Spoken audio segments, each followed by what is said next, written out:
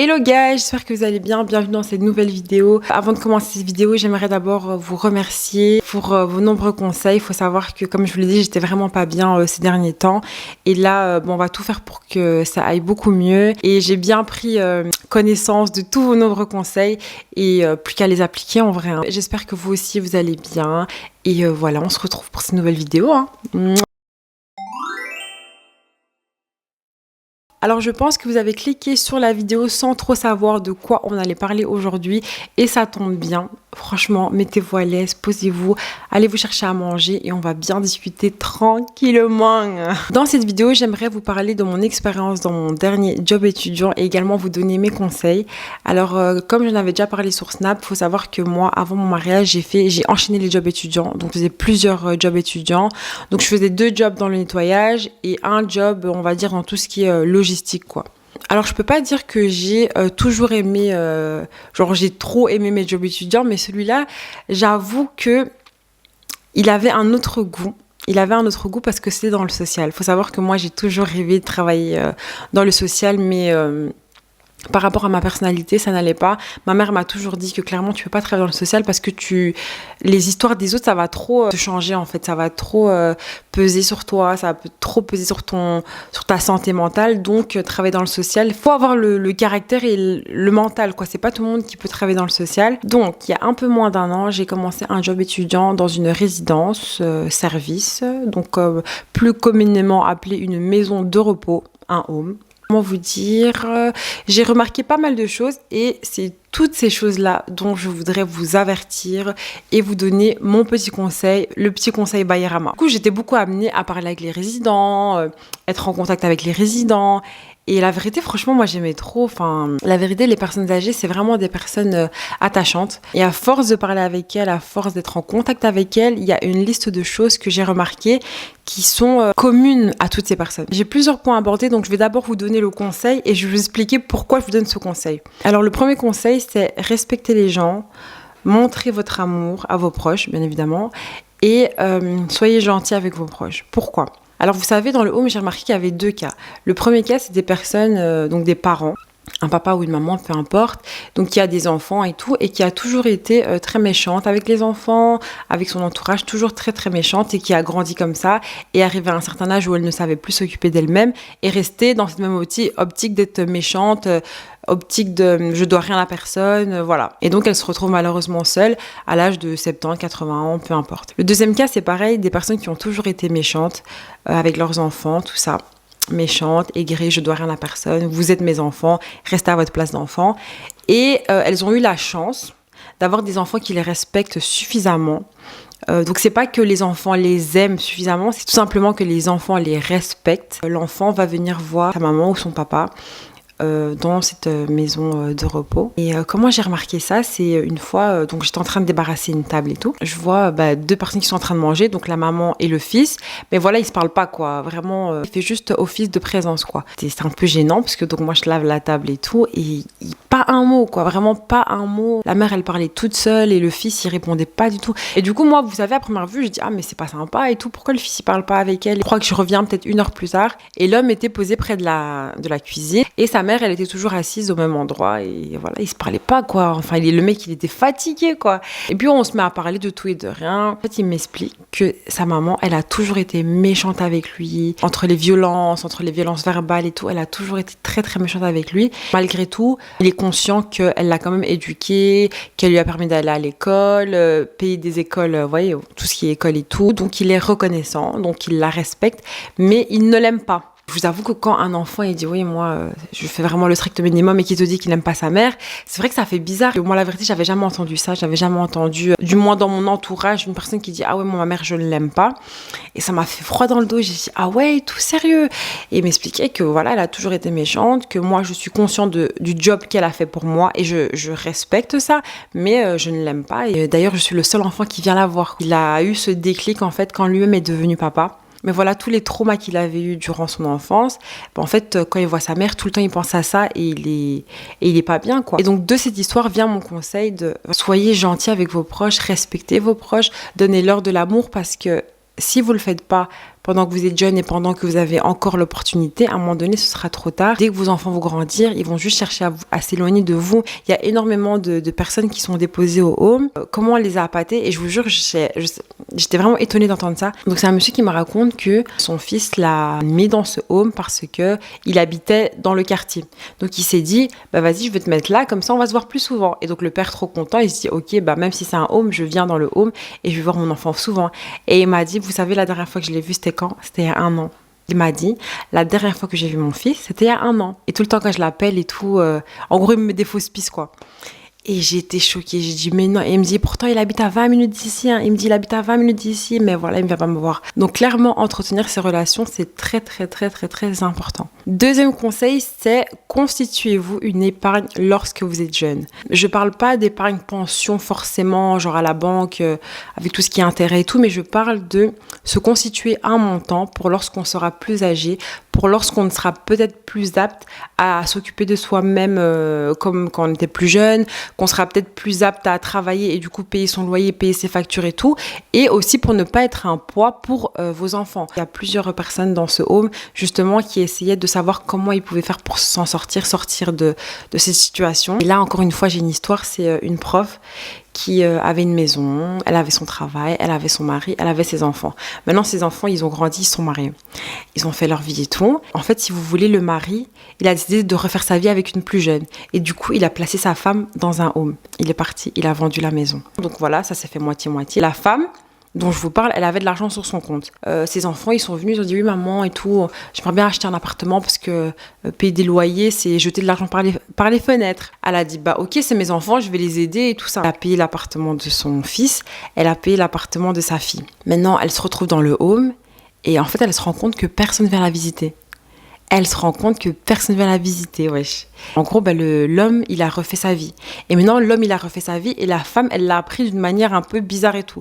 Ce qui fait que, non seulement elle s'est retrouvée dans la solitude parce qu'elle est dans le home, mais elle est devenue un peu... elle a un peu perdu la tête. Donc elle, en fait, elle a commencé à tilter parce qu'elle a dit « Attends, moi, j'ai perdu mon job, j'ai perdu mon mari, mes enfants, ils me calculent plus. » En fait, dès que le garçon, il a eu son appartement, il a plus calculé. Et la fille, pareil, dès qu'elle l'a mis dès qu'elle est rentrée dans ce home, en fait, ils n'ont plus calculé. Et maintenant, vous savez, le pire, c'est quoi le pire dans tout ça? C'est que les enfants, ils se captent avec le papa et la nouvelle femme pour qui, en gros, il a abandonné sa première femme, quoi. Et donc, finalement, la femme dont je vous parle a essayé de gratter un petit peu l'amitié avec cette nouvelle femme pour pouvoir rester en contact avec son mari, qui n'est plus son mari, et les enfants. Mais comment vous dire que quand elle m'a raconté cette histoire, ça m'a fait tellement de la peine, parce qu'elle m'a dit, voilà, je sais que maintenant, elle est avec mon mari, tout ça, mais... Et en plus, elle l'appelle encore mon mari. Hein. Et des fois, je lui dis, oui, et votre mari, il est où? Elle me dit, je sais pas trop, il est où mon mari et tout. Sûrement, il est avec sa nouvelle femme et tout. Mais en fait, tellement elle a un peu perdu la tête, elle se rend pas compte de vraiment ce qu'elle dit. Elle dit voilà, mon mari, sûrement il est avec sa nouvelle femme et tout. Et donc du coup, moi, la première fois que j'ai entendu cette histoire, je lui dis mais non madame, vous inquiétez pas, franchement, dites-moi ce que je peux faire à mon niveau. Elle dit mais moi, je sais pas trop quoi faire et tout, qu'est-ce que je pourrais faire? Et je lui dis écoutez, éventuellement, appelez vos enfants et dites-leur que voilà, vous avez envie de partir d'ici, peut-être retrouver un petit appartement. Comme vous avez aidé vos enfants, qu'à l'inverse, eux aussi, vous aident et juste trouver un petit appartement et pour avoir une aide à domicile. Elle m'explique que là, maintenant, elle a plus d'argent, qu'elle a tout donné à ses enfants et son mari.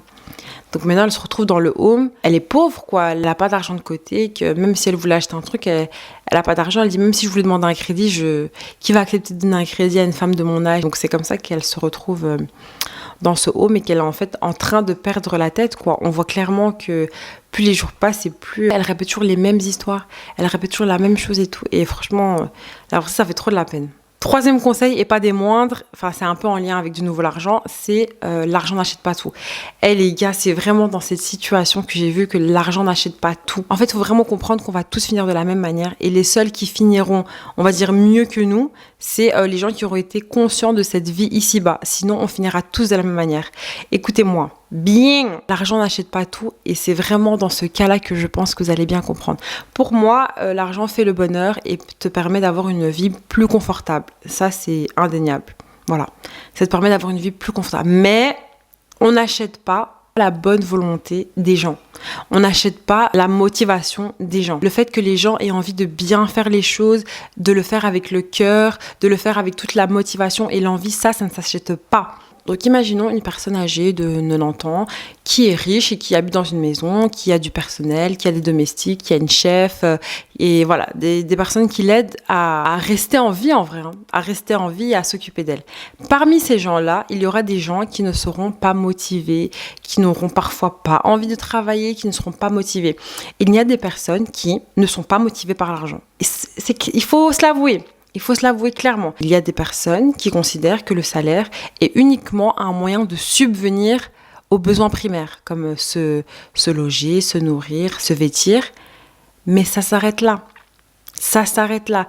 Le fait qu'un être humain ait envie ou pas envie, ça n'a rien à voir avec l'argent. Ah, clairement, ça, il faut bien le comprendre. Qu'est-ce qui va faire que la personne va être motivée ou pas, va le faire avec le cœur ou pas, va le faire sans que tu le demandes? C'est ton comportement à toi. C'est ta gentillesse, c'est ton comportement, c'est le fait de dire bonjour le matin, de considérer la personne, de la respecter. Mais si toutes ces choses-là ne sont pas dans cette liste, eh ben, il faut s'attendre à ce que les gens fassent un travail bâclé, viennent faire ta toilette, au lieu de la faire à 7h du matin, ils viennent la faire à 9h. Voilà, et même dans ce home, la vérité, que ce soit le personnel médical, les aides-soignantes, les femmes de ménage, la vérité, quand elles n'avaient pas envie, elles n'avaient pas envie. Et après, je peux le comprendre aussi parce que c'est un travail qui est quand même assez dur. Vous imaginez prendre soin d'une personne 24 heures sur 24. 24 heures sur 24. Le matin, la lever, faire sa toilette, faire son lit, entre les personnes qui font caca tous les jours, parce que voilà, ils ont des problèmes intestinaux. Tu lui donnes son petit déjeuner, tu récupères le petit déjeuner, tu lui donnes ses médicaments, tu l'habilles. Le fait de s'occuper d'une personne 24 heures sur 24, ce n'est pas tout le monde qui pourrait le faire.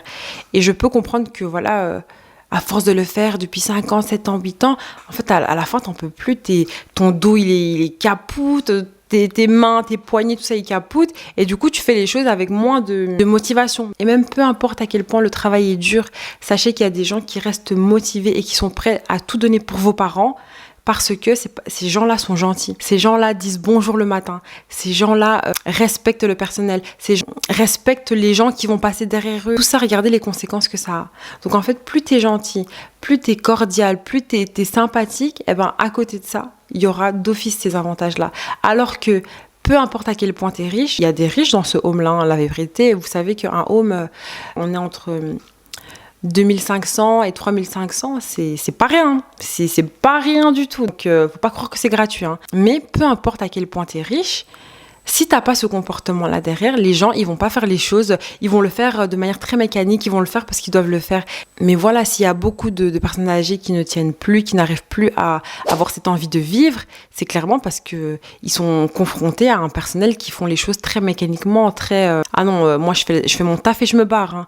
Moi je fais mon taf et je rentre chez moi. Mais le truc, c'est que dans le social, c'est difficile de dire ce genre de phrase, d'avoir ce genre de comportement parce que tu peux pas dire ok, il est 15h, je suis arrivée à la moitié de ma toilette, j'arrête à la moitié de ma toilette, ça se fait pas parce que c'est des êtres humains, c'est pas des dossiers. Donc pour ça que je vous dis que pour moi, c'est ici précisément qu'on dit que l'argent ne fait pas le bonheur. Ensuite, prendre soin de sa santé mentale et de sa santé physique. Alors plus vous prenez soin de votre santé physique quand vous êtes jeune, et plus ce sera facile pour vous de continuer à vous déplacer, à vous laver, à prendre soin de vous quand vous serez plus âgé. Alors pour moi, ce point-là est très intéressant parce que si dans ta vingtaine, tu fais du sport, tu stimules, et la santé mentale aussi, et tu stimules ton cerveau, tu fais de l'activité physique, comme j'ai dit, tu bouges beaucoup, tu prends soin de toi, de ta maison, de ton environnement, plus quand tu vas vieillir, ce sera facile. Mais maintenant, imaginez une personne, durant toute sa vingtaine, sa trentaine, il ne fout rien.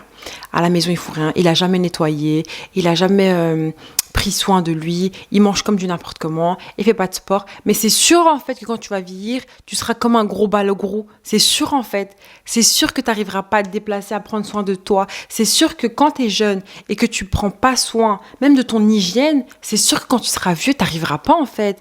Et comment vous dire que quand t'es vieux et que tu bouges un peu moins, les odeurs, c'est multiplié en fait, c'est clairement multiplié. Et j'aimerais même aller plus loin. Quand vous êtes jeune, soyez mais même pas actif, soyez proactif vraiment. Le fait d'être toujours dans la flemme, en mode ah non je peux pas, ah non je peux pas. Le fait d'être un assisté, je vous jure que c'est horrible. C'est horrible. Tu sais rien faire tout seul. À la limite t'es jeune, tu demandes de l'aide, ok on a compris, mais à un moment donné, donc t'es là, tu sais rien faire tout seul. Tu sais pas te faire à manger tout seul. Tu sais pas nettoyer tout seul. Tu sais pas prendre soin de toi tout seul. En fait, quand vous allez vieillir, je vous promets que ça va être la dégringolade. Je voudrais faire une petite aparté pour les hommes. Parce que je remarque qu'il y a beaucoup d'hommes qui sont des vrais assistés. Et c'est tellement triste, tellement dommage. C'est-à-dire que quand votre femme, elle est pas là, vous nourrir, c'est un problème. Entretenir la maison, c'est un problème. Prendre soin de l'enfant, c'est un problème. En fait, il faut bien comprendre que le fait de ne rien faire et de ne vouloir rien faire du coup parce que tu sais qu'il y a une personne qui va faire pour toi, c'est un cercle vicieux. C'est un gros cercle vicieux qui, clairement, quand tu rentres dedans, fait que te dégrader en fait. Tu fais que te dégrader et tu vas jamais glow up, tu vas que glow down. Je ne généralise pas bien évidemment, je dis pas que tous les hommes sont comme ça, mais je trouve qu'il y a encore beaucoup trop d'hommes qui sont des assistés et il est important d'être indépendant, de savoir faire les choses pour vous-même. Attends, imagine moi, je suis là, je sais tout faire. Je sais tout faire, à manger, les travaux, tout ça et tout. Et puis je suis avec un homme qui... Il est là au salam. Ça va pas en fait. Ça ne va pas. En fait, le fait d'avoir une personne qui est au-dessus de toi, c'est pour que la personne qui est au-dessus de toi puisse t'élever à son niveau. Mais si vous êtes toujours là en mode, il y a une femme qui sait tout faire et l'homme qui sait faire le strict minimum syndical, c'est-à-dire aller travailler, en fait, ça marche pas. Je suis désolée, ça ne marche pas. Pourquoi on est ensemble si on peut pas s'améliorer ensemble? Et tout le temps, je dis ça à mon mari. Je dis franchement, tu dois faire ci, tu dois faire ça, tu dois... Vraiment, on doit glow up ensemble et tout parce que... Grâce à toi, notre fille, quand elle va te voir, elle va se dire « Ah ouais, je veux un homme comme mon père. » Moi, mon père, il faisait tout. Et ça va même changer sa perception. Ça va faire en sorte qu'elle ait des critères assez élevés. Et elle va pas accepter de prendre du n'importe quoi, en fait. Il faut se réveiller. Il y a trop d'hommes qui sont des assistés. En fait, vous avez besoin d'assistants. En fait, toute votre vie, vous savez rien faire tout seul. Entre la période où c'est ta mère qui fait tout pour toi et quand tu vas te marier, c'est ta femme qui fait tout pour toi, à un moment donné, les gars, il faut se réveiller. Faut se réveiller. Si demain, il n'y a plus de femmes sur Terre, vous faites comment, en fait? Venez, on glow up ensemble, on devient la meilleure version de nous-mêmes tous ensemble, mais il faut vraiment arrêter ce mécanisme. Pour moi, ce problème, ce n'est pas uniquement la faute des hommes, c'est aussi la faute des femmes qui entretiennent ce cercle, qui entretiennent ce rythme de « Ah non, mon fils, toi, ne fais rien. Ah non, mon mari, toi, on fait rien. Ah, mon mari, il sait même pas faire ça. Hein. Ah, mon mari, c'est moi qui fais tout pour lui. Hein. » En mode, mais non, en fait, c'est pas drôle, les gars. Ce n'est pas drôle que ton mari soit un assisté, en fait. On est où, là? Mais vraiment, les filles, venez, on se réveille là, parce que c'est pas possible d'accepter ça. Parce que sachez, mesdames, que vous aussi, à force de supporter ça, ça va peser sur votre santé mentale et ça va d'office avoir des conséquences négatives sur comment vous allez vieillir. Donc, si on veut vieillir bien fraîche, bien belle, bien intelligente, bien tout ça, il faut nous aussi qu'on prenne soin de nous. Et pour prendre soin de nous, il faut se choisir. Il faut choisir ses combats. Il faut, il faut travailler son compagnon jusqu'à... Tu vois, tu mélanges bien, je mélange. Il faut bien travailler son compagnon pour qu'il soit la meilleure version de lui-même et qu'à deux, on soit genre des 10 sur 10, quoi. Mais c'est pas possible qu'il y ait toujours qu'un assistant. C'est quoi ça? C'est quoi? Vraiment, c'est quoi? Ma dernière remarque plutôt, c'est que j'ai remarqué que la solitude fait beaucoup de dégâts. En fait, je remarque qu'il y a des personnes, quand ils sont arrivés dans le home, ils étaient quand même assez dynamiques et tout. Et en fait, après quelques semaines, très souvent, en fait, ils deviennent des assistés, en fait, comme j'expliquais. Donc, faut tout leur ramener dans leur chambre.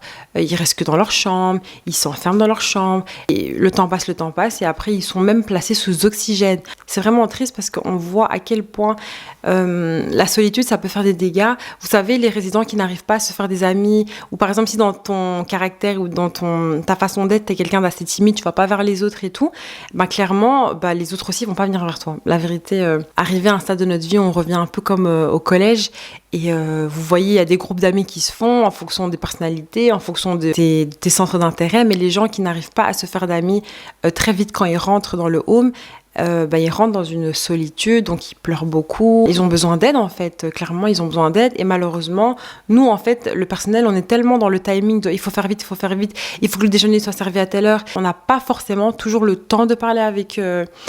Et en fait, eux, ils sont toujours en mode je suis mal, je pleure. Ils te demandent c'est quand que je vais sortir d'ici, c'est quand que je vais sortir. S'il te plaît, tu peux pas m'aider à sortir d'ici, j'aimerais bien aller en ville, j'aimerais bien faire ça, mais non, on peut pas, en fait. On peut pas, ça fait trop de la peine, la vérité. Donc maintenant, quel conseil je peux vous donner par rapport à la solitude? C'est déjà quand vous êtes jeune, Parce que je sais qu'il y a aussi beaucoup de jeunes qui sont confrontés à la solitude. Vous savez, avec tout ce qui est traîne de Twitter et tout, les gens qui disent ouais, pas besoin d'amis, moi je suis bien toute seule, moi je ma vie toute seule. En fait, c'est faux. Sachez que nous, les êtres humains, on n'est pas fait pour vivre seuls, on est fait pour vivre en communauté. Donc même si je sais que, tu sais, les gens, ils aiment bien faire les malins sur Internet en mode moi, j'ai besoin de personne, moi, je vis ma vie, tout ça, c'est parce qu'en fait, tu as le luxe d'être entouré. Quand tu as le luxe d'être entouré, d'avoir une grande famille, d'avoir beaucoup d'amis, bah, bien sûr que tu peux te dire, moi, je préfère être seule. Mais quand tu n'as pas ça de base, quand de base, allez, tu n'as pas de frères et sœurs, t'as pas d'amis. Ça, crois-moi que c'est vraiment pas grave. Quand t'as le choix, c'est là que t'as la bouche. Mais si t'avais pas le choix, tu serais pas du tout comme ça, tu penserais pas du tout de la même manière.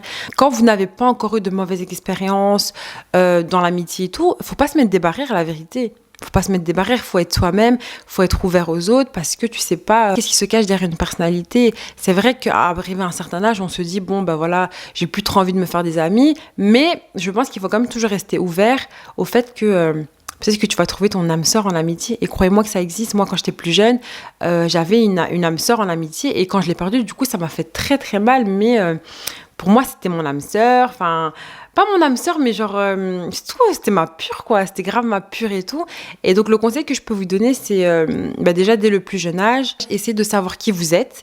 Essayez de savoir ce que vous aimez. Comme ça, vous allez vous diriger vers les personnes qui sont comme vous. Maintenant, il faut aussi se dire que c'est pas parce qu'on est comme ça, par exemple, je sais pas moi, que j'ai tel centre d'intérêt que je vais me focaliser que sur les personnes qui ont le même centre d'intérêt que moi. Non, vous pouvez avoir des amis qui n'ont pas du tout les mêmes centres d'intérêt que vous, mais qui ont les mêmes valeurs, ont la même façon d'approcher la vie. Et est-ce que ça, c'est pas magnifique? Est-ce que ça, c'est pas encore plus beau de se dire, ok, on est différents, mais sur certains points, on est les mêmes? Est-ce que ça, c'est pas le plus mieux?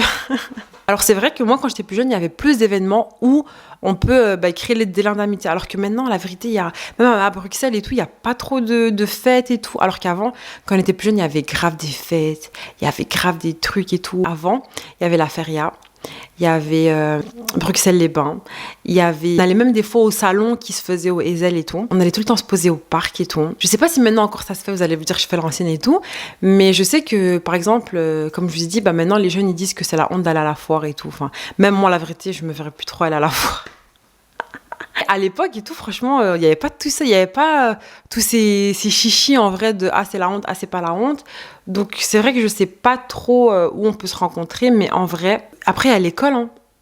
En vrai, à l'école, vous faites des potes et tout là-bas, essayez de faire des activités extrascolaires. Comme le fait de rejoindre d'autres groupes sociaux, ça peut vraiment vous aider à ouvrir votre esprit, ouvrir votre façon de penser, vous voyez. Pas toujours rester avec le même type de personnes parce que des fois, vous êtes dans un environnement toxique, un environnement qui vous détruit, mais vous n'êtes pas au courant parce que vous traînez toujours avec les mêmes personnes.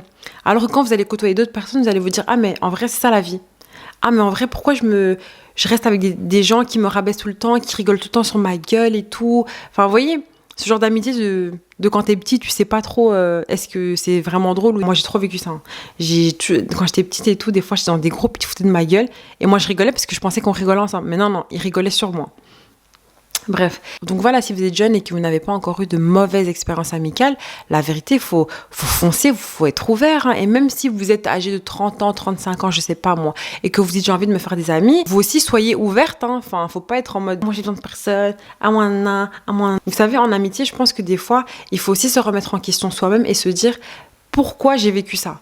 Pourquoi cette personne, elle s'est sentie assez à l'aise de me faire ça? Parce que certes, la personne, elle a un problème, mais sachez que des fous, il y en a plein. Hein. Des fous, en 2024, il y en a plein. Même des folles, des grosses folles. Des grosses folles, il y en a plein. Donc à un moment donné, on ne peut pas toujours se dire « Ah, c'est la faute des autres, ah, c'est la faute des autres ». Non, il faut aussi se regarder soi-même dans le miroir et se dire « Ok, qu'est-ce que je montre ? Qu'est-ce que les gens voient en moi pour qu'ils se sentent aussi à l'aise de me parler comme ça, aussi à l'aise de me faire tel coup bas, qu'est-ce que moi aussi je montre ?» Je vous ai tout dit par rapport à mes conseils. Je tiens quand même à dire que je ne dénigre en aucun cas les maisons de repos parce que je suis vraiment admirative du travail qu'ils font, comme je vous l'ai dit, du fait de s'occuper de personnes 24 heures sur 24. C'est-à-dire qu'il y a un service de nuit, il y a un service de jour, il y a un service de nuit, il y a un service de jour. Des médecins, de personnel médical, les aides-soignantes. Franchement, les aides-soignantes, cœur sur vous. Vraiment, cœur sur vous, les aides-soignantes. Vous faites un travail. Franchement, merci d'être là parce que je pense, selon moi, que vous n'êtes pas assez reconnus pour votre travail, mais les aides-soignantes, vraiment, sans vous, la plupart des personnes dans les homes seraient serait vraiment foutu, quoi. Et maintenant, pour les personnes qui placent leurs parents dans des maisons de repos, je pense que c'est tout à chacun, en vrai. Je pense que chacun a ses raisons.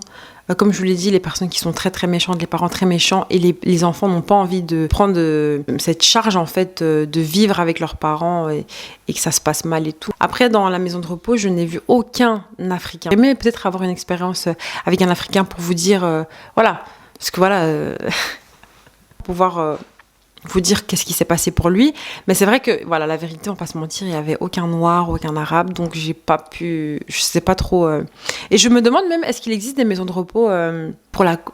Ah, je sais pas, hein. Parce que ce serait bizarre, une maison de repos où il n'y ait que la communauté africaine, musulmane, tout ça et tout. Je me dis, ce serait, je sais pas, peut-être ce serait trop communautaire, non? Je sais pas. Je sais pas si ça existe en vrai. Je sais pas, vous en pensez quoi? Est-ce que maintenant, s'il existait une maison de repos vraiment avec un système, on va dire, entre guillemets, parfait, est-ce que vous pourriez mettre votre parent dans une maison de repos? Imaginez, vous arrivez à un certain âge, vous êtes marié et tout, et maintenant, votre belle-mère, elle veut venir habiter chez vous. Mais maintenant, si vous aviez l'occasion de la mettre dans une sale maison de repos, genre trop bien et tout, ou de la faire venir habiter avec vous, vous choisirez quoi? Dites-moi, vous choisirez quoi? Parce que je pense que vous savez à quel point c'est aussi une charge de prendre soin d'une personne, comme je vous l'ai dit. Mais dites-moi, vous choisirez quoi? Je suis curieuse de savoir, dites-moi en commentaire. Donc pour clôturer la vidéo, vraiment, je ne critique en aucun cas les maisons de repos. Mais j'aimerais quand même dire que quand la personne elle est laissée en maison de repos et qu'on ne vient pas la voir et qu'il n'y a pas un suivi derrière, bah pour moi c'est la dégringolade complète. C'est la dégringolade complète. En fait, tu vois que la personne, elle se laisse mourir en vrai. Et c'est trop triste quand tu vois des personnes qui se laissent mourir. Tu te dis, mais attends, ils ont pas de famille ou quoi? Et puis tu vas dans leur chambre, tu vois que des photos. Ils sont 7, 8 enfants. Ils ont là les petits-enfants et tout. Donc... Voilà, cette vidéo, c'était un peu pour vous éclairer un petit peu sur la vie en maison de repos classique, mais aussi pour vous réveiller sur le fait qu'après l'heure, c'est plus l'heure. Maintenant qu'il faut se réveiller, c'est maintenant qu'il faut bosser sur sa santé physique, sur sa santé mentale, sur son comportement, sur son caractère, sur les crises là, des gens nerveux, des gens impulsifs et tout, parce que une fois arrivé à un certain âge, les crises des gens impulsifs, genre ils parlent mal et tout, ils font les nerveux du coin là. Croyez-moi qu'il y a des gens, ils vont bien vous remettre à l'heure, ils vont bien remettre les idées à l'heure. Et quand vous allez voir que personne va vous calculer, que vous avez besoin d'aide pour vivre, pour rester en vie, c'est là que vous allez vous calmer. Mais mieux vaut travailler sur son caractère et son comportement tant qu'on est jeune, plutôt que quand on est vieux, on est un vieux rodé de la vie là. Croyez-moi que c'est très difficile. Hein. Surtout, soyez bienveillants, soyez bons et gentils envers les gens, parce que ça aura d'office des conséquences positives sur votre vie. Combien de bénévoles? Ah ouais, j'ai oublié de vous dire, il y a des bénévoles qui travaillent dans les homes et tout simplement parce que, voilà, ils aiment aider les gens. En fait, il y a des gens qui sont purement gentils et qui font les choses avec le cœur, même s'ils sont pas payés. Donc, pour vous dire que la gentillesse n'attire que des bonnes choses. La gentillesse, le fait de respecter les gens, ça peut vraiment vous sauver de beaucoup, beaucoup de choses. Et ça peut même être... comment dire en français? Ça va mettre la baraka dans votre vie, en fait, clairement. Ça va mettre la baraka dans votre vie, d'avoir un bon comportement, de bien vous comporter, d'être respectueux envers les gens, et peu importe à quel point vous êtes aisé et confortable dans votre vie, quoi. Donc voilà, on va s'arrêter là pour aujourd'hui. J'espère que cette vidéo, elle vous aura plu. Je vous fais de gros, gros bisous et prenez soin de vous. Voilà, que Dieu vous donne vraiment tout ce que votre cœur désire, fois 1000, fois 10 000, fois 100 000. Et voilà, on se retrouve, du coup, là, on est quel jour? On est mercredi. Du coup, on se retrouve dimanche pour une nouvelle vidéo. Mouah.